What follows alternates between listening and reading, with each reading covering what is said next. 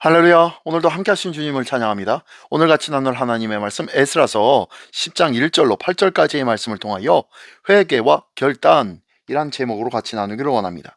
오늘 본문에서는요, 에스라의 회개 기도에 많은 백성들이 함께 동참합니다. 스가냐는 에스라를 위로하며 구체적으로 자신들 가운데 있는 죄 문제를 해결할 것을 약속하는데요. 자, 그 내용 한 절 한 절씩 읽으며 같이 나누기를 원합니다. 먼저 1절부터 4절까지의 말씀입니다. 에스라가 하나님의 성전 앞에 엎드려 울며 기도하여 죄를 자복할 때에 많은 백성이 크게 통곡하며 이스라엘 중에서 백성의 남녀와 어린 아이의 큰 무리가 그 앞에 모인지라.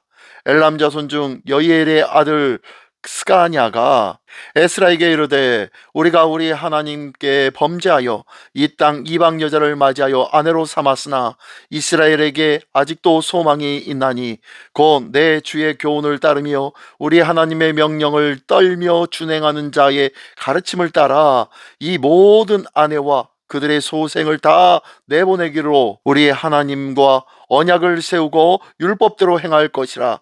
이는 당신이 주장할 일이니 일어나소서 우리가 도우리니 힘써 행하소서 하니라. 아멘, 아멘. 네, 백성의 죄를 자기 죄처럼 여기고 애통하며 기도하던 에스라. 그 에스라 곁으로 이제 사람들이 모이기 시작합니다. 처음에는 하나님의 말씀을 두려워하는 몇몇 사람들만 모였지만 후에는 어린아이까지 포함된 큰 무리가 모였다라고 말씀하고 있어요. 에스라의 회개가 백성의 마음을 움직여서 회개 운동으로 확대된 것입니다. 눈물로 드리는 진실한 기도가 공동체를 바로 세운다는 것을 기억하십시오. 사람을 변화시키는 데는 설교와 교훈뿐만 아니라 기도와 모범이 필요합니다. 공동체의 문제는 비판만 하는 사람이 아닌 문제점을 지적하면서 공동체를 마음으로 껴안고 울며 하나님께 아뢰는 사람이 반드시 필요하다는 거예요. 오늘도 내가 먼저 주님 앞에 무릎 꿇고 회개하며 공동체를 위하여 기도하는 자 되기를 원합니다. 네. 또한 스가냐는 우선 이스라엘에 아직 희망이 있다는 말을 합니다. 그러면서 에스라를 위로합니다. 이어서 고통스럽더라도 이방인 아내와 자식들을 내보내겠으니 희망이 살아기 전에 일어나서 이 일을 주도해달라고 격려했습니다. 탁월한 지도자일지라도 위로와 격려가 필요하다는 것 기억하십시오. 스가냐의 말은 슬픔에 빠진 에스라를 일으켜주는 힘이 되었고 그 힘으로 공동체를 위하여 권면하고 맡겨진 사역을 감당하는 데 힘껏 일어설 수가 있었다는 거예요. 오늘 내가 위로하며 격려해야 할 지도자와 동역자는 누구인지 돌아보기를 원합니다. 나의 주변의 믿음의 성도들을 격려하며 돌아보며 눈물로 함께 할 수 있는 믿음의 우리 모든 권속들이 되시기를 예수님의 이름으로 축원합니다. 네, 계속해서 5절로 8절까지의 말씀입니다. 이에 에스라가 일어나 제사장들과 레위 사람들과 온 이스라엘에게 이 말대로 행하기를 맹세하게 하매 무리가 맹세하는지라. 이에 에스라가 하나님의 성전 앞에서 일어나 엘리야십의 아들 여호하난의 방으로 들어가니라. 그가 들어가서 사로잡혔던 자들의 죄를 근심하여 음식도 먹지 아니하며 물도 마시지 아니하더니 유다와 예루살렘에 사로잡혔던 자들의 자손들에게 공포하기를 너희는 예루살렘으로 모이라.